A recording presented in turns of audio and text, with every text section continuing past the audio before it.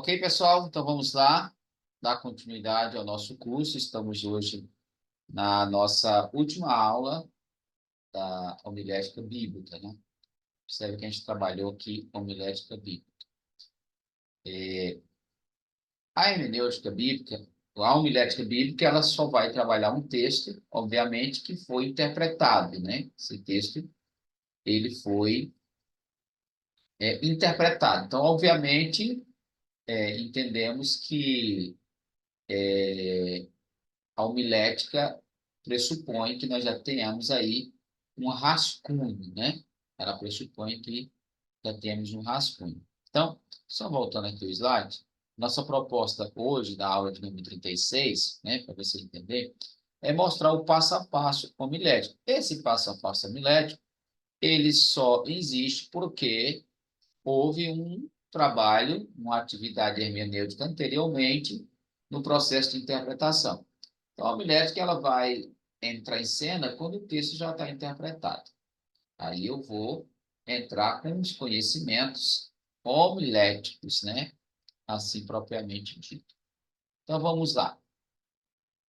Então, você interpretou o texto, você fez uma análise exegética, uma análise hermenêutica, obviamente, e agora você precisa verificar esse rascunho, verificar esse esboço hermenêutico, tomando como base, que nós usamos como modelo, por exemplo, a narrativa de José do Egito, Gênesis 39, do 1 ao 23. Lá nós temos José escravizado, José assediado, José caluniado e José aprisionado. Obviamente que esses tópicos não estão prontos para ser transmitidos na igreja ou à igreja.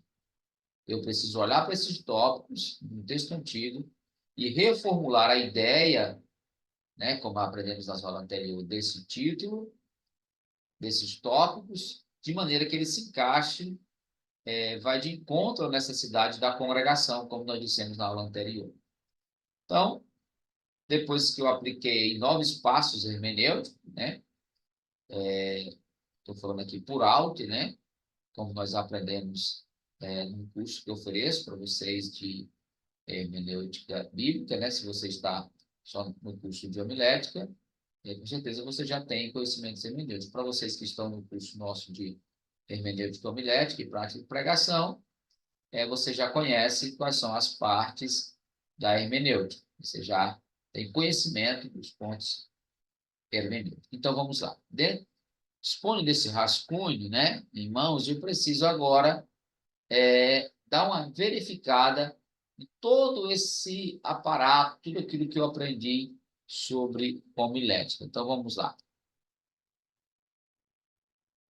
Nós estamos no 10, agora vamos para o 11. Opa, cadê o 11? Ó, já pulamos para o 12. Eu errei aqui na contagem, né? Tem 12, 12. Verifique e determine o fator humano na passagem. Deixa eu ver o outro. Verifique e determine o fator humano na passagem. Tem uma repetição aqui. Então, o que é que eu preciso analisar na história de José? O fator humano é a relação. Como que esse ser humano se relaciona com Deus? É de atitude de rebeldia, de confiança, de fé. No caso de José, era um homem, um jovem temente a Deus, como ele disse, como tem uma frase na própria passagem de Gênesis 39, 9, 23, que ele disse, olha, se eu fizer isso, se eu aceitar o seu pedido, falando para a mulher de Potifar, eu estaria pecando contra Deus. Então, verificar a questão do fator humano.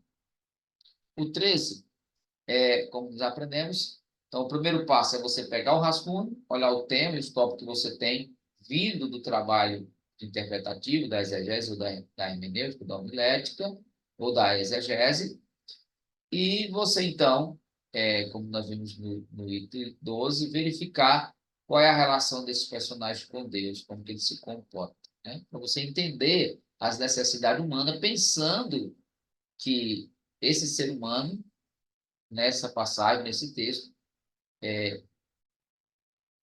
a ideia desse texto, a relação desse ser humano com Deus, também deve ter relação, trazer uma relação do crente hoje com Deus, a sua relação com Deus.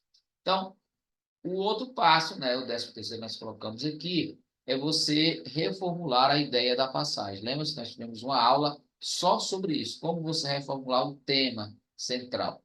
Nós até colocamos lá que, inicialmente, o tema, né, era, nós colocamos, se não seja a memória, nós colocamos lá o tema da casa da passagem de José, os benefícios de Deus na presença, o benefício de Deus na vida de José, ou José experimenta os benefícios da presença de Deus. Então, nós pegamos esse frase como experimenta os benefícios da presença de Deus. Então, nós sabemos que José, ele foi abençoado por Deus, ele teve a proteção de Deus, a bênção de Deus. Termos como José experimenta os benefícios da presença de Deus são termos modernos, né? Não é mais José escravizado, José assediado. Esses termos nós não utilizamos mais, nós trazemos um termo mais atual. Então, a ideia, né, para ficar mais encaixada, nós defendemos lá, tem uma aula sobre isso, que os benefícios de Deus, ou José experimenta os benefícios da presença de Deus. E algo assim, você vai escrevendo o termo, você já vai reformulando de maneira que o crente entenda. Até deu uma ideia que a gente poderia colocar assim, na aula lá, né? O crente experimentando os benefícios da presença de Deus. Porque em vez de olhar, do ouvinte olhar para José e falar, opa, isso tem a ver comigo, essa mensagem tem a ver comigo. Então, a reformular seria aí o próximo, o 13º passo, a ideia da passagem. Obviamente, o outro, reformular a ideia de cada divisão da passagem. Se eu tenho um tópico, eu vou reformular 2 tópicos, 3 tópicos, de maneira, em vez de eu colocar, só relembrando, José escravizado, José caluniado, José assediado, José caluniado, José aprisionado, não. Em vez de eu colocar esses pontos, eu trago outras frases, né, que tem a ver com o cotidiano. Por exemplo, a graça de Deus, né? José recebe graça de Deus para rejeitar o pecado, ou o crente recebe a graça de Deus para rejeitar o pecado. Então, eu preciso reformular as ideias. Eu tenho um texto hermenêutico interpretado, e tanto o tema como os tópicos precisa ser reformulado, pensando agora na congregação. O texto interpretado, ele pensou no personagem antigo, ele pensou no texto, ele olhou como que aquele personagem se relacionou com Deus, ele olhou como que esse personagem, qual foi a relação dele com Deus, se de fé, se de crença, se de rebeldia. Então, olhou todas aquelas nuances do texto antigo.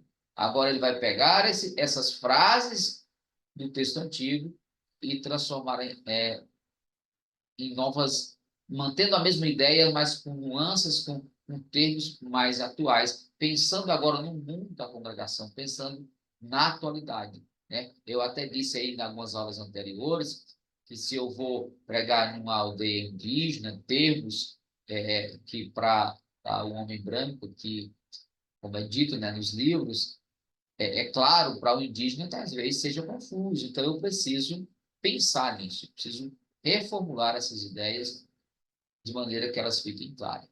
Ok? Esse é o passo a passo, fazendo aqui um resumão.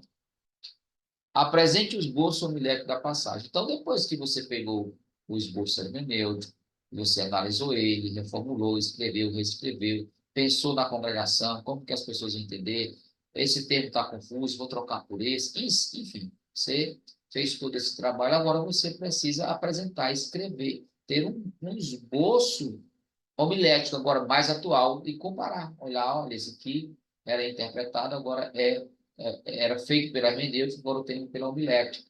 Então, é você apresentar ali seu esboço com o tema e os tópicos, seja 1, 2, 3, 4, quando tiver, ali reformulado e bem atual. Porque quando você apresenta ali para a igreja, e quando você coloca isso no data show, só o tema e os tópicos, por si só, eles falam com a igreja, né? Eles vão falar com a igreja.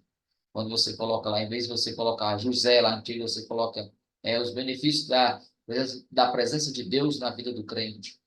Isso já é uma mensagem, ó, olha, eu como crente, eu na presença de Deus, eu tenho benefício, privilégio, eu quero saber qual são eles, são esses, são esses, são esses, são esses. Então, é você ter esse esboço que ele fala por si só, ele tem uma mensagem por si só. Só o fato de você colocar ele ali no data show, ele só as frases a pessoa lê, ele já entende, né? Imagina ali você explicando, dando explicações. Então, é você apresentar esse esboço, reformulado. Um esboço que pensou, lembrando dos aspectos culturais, socioculturais da igreja e da congregação que você pretende transmitir o texto bíblico. Então, vamos lá.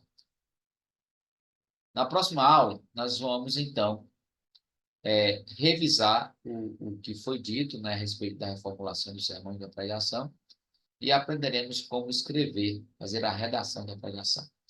Então, para quem está conosco no curso completo, né, curso de hermenêutica, homilética e prática de pregação, no nosso próximo curso, nossa próxima etapa, será a parte da prática de pregação, da escrita da pregação. Lembrando que para me escrever esse texto, para me trazer ele para a prática, ele precisa de todos esses passos homiléticos. Ele precisa passar por todas essas nuances, ele precisa passar pelo processo árduo de interpretação, olhando o autor, a data, o propósito, ocasião, circunstância. Precisa passar pela estrutura literária, como que esse texto foi dividido, quantas ideias tem nesse livro, em qual lugar do livro encontra a passagem que eu pretendo pregar. Então, eu preciso olhar para isso, eu preciso analisar isso no trabalho hermenêutico. No trabalho homilético, eu preciso conhecer, obviamente, os tipos de pregação, escolher a pregação, que eu vou escrever ela, né? Escrever a redação, e conhecer a estrutura da pregação, para me pegar esse esboço homilético que eu formei e colocar ele dentro de uma estrutura. Essa estrutura vai ter uma introdução, vai ter desenvolvimento, vai ter conclusão. Então, observe que o trabalho hermenêutico é um, o trabalho homilético é outro, e ainda existe alguns passos importantes, né, para aqueles que vão prosseguir conosco, ou estão trabalhando conosco também o curso de prática de pregação. Você vai aprender como escrever a redação, como que já é outra parte, né? Você já tem todo esse texto dentro de uma estrutura homilética e agora você precisa escrever esse texto, você precisa fazer a redação desse texto, de maneira que ele fique pronto, todo acabado para ser entregue à congregação. Porque quando você termina de aplicar os passos homiléticos, obviamente que você vai enxugar, colocar ali texto, colocar ali um texto a ponto até mesmo de poder ser publicado.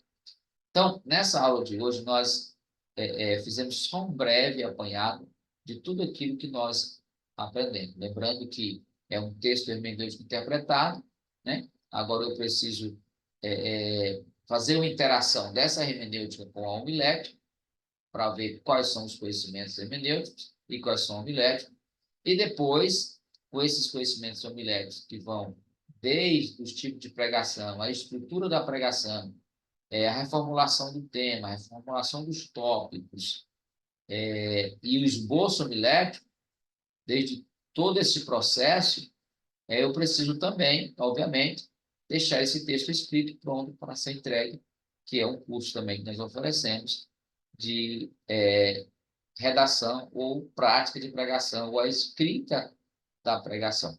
Então, para quem está comigo, né, adquiriu aí o pacote completo, os 3 cursos, ou as 3 partes, nós vamos, então, discutir. Então, está aí, esse foi o nosso passo a passo homilético, essa foi a nossa trajetória dentro da homilética bíblica.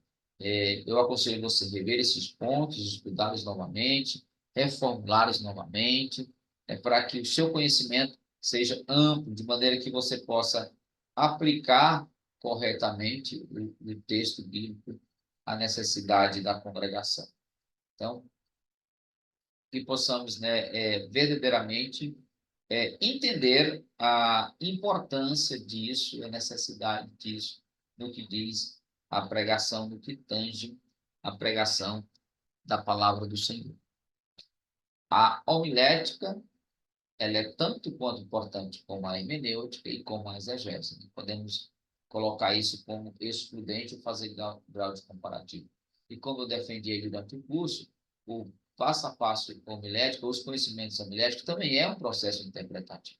Osborne, né? Ele vai defender isso, que é um hermenêutico, que quando nós interpretamos o texto, ele não está pronto para ser entregue na congregação. E esse trabalho só termina quando eu entrego ele à congregação, quando eu prego esse texto. Ele precisa ser aplicado às reais necessidades das pessoas na congregação. Então, diante disso, percebe-se o quanto foi importante para você e a importância dos conhecimentos homiléticos para o seu ministério. Você, como educador cristão, como pregador cristão, não basta você chegar no púlpito com amontonhados, né, como se diz, um monte, né, de ideias e soltá-las soltas, né, ou um monte de informação, por exemplo, né, seria mais assim, propriamente dito, o termo certo. Com tantas informações e começar a soltar esse tanto de informação, soltar informação, mas sem dividir essas informações, sem colocar pontos, ligação, frase de transição. Então, aquele tanto de informação ali na mente do ouvinte, quando ele chegar, por exemplo, depois de 20, 30 minutos, ele já esqueceu, obviamente, das primeiras informações que você passou. Mas se você traz isso dividido em pontos, em tópicos, ideias divididas, fase de transição, fazendo ligação com um ponto com o outro, fazendo comparação, obviamente que o ouvinte ele vai assimilar, ele vai guardar não só no coração, mas na sua mente.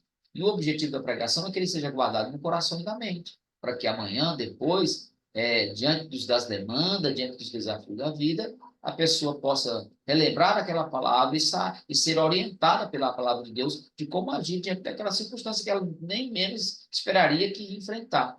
Então, portanto, é importante nós valorizarmos isso. Então, aconselho você rever os pontos, rever as aulas e sempre se preocupar que na sua fala, na sua pregação, nos seus estudos, você não vai apenas trazer um tanto de informação desconexas, somente despejar informação, mas você vai dividir essas informações, você vai pontuá-las, fazer paralelos, fazer seja tópicos assim, seja pontos paralelos, enfim, de maneira que você possa levar isso de uma maneira organizada, todo pronto, organizado, bem estruturado, de maneira que haja uma boa compreensão, bom entendimento no coração dos ouvintes, daqueles que estão ouvindo a palavra do Senhor. Portanto, terminamos aqui o nosso curso de homilética, para quem está continuando a nossa parte de homilética, que é importantíssimo para a transmissão da palavra de Deus, você como educador cristão.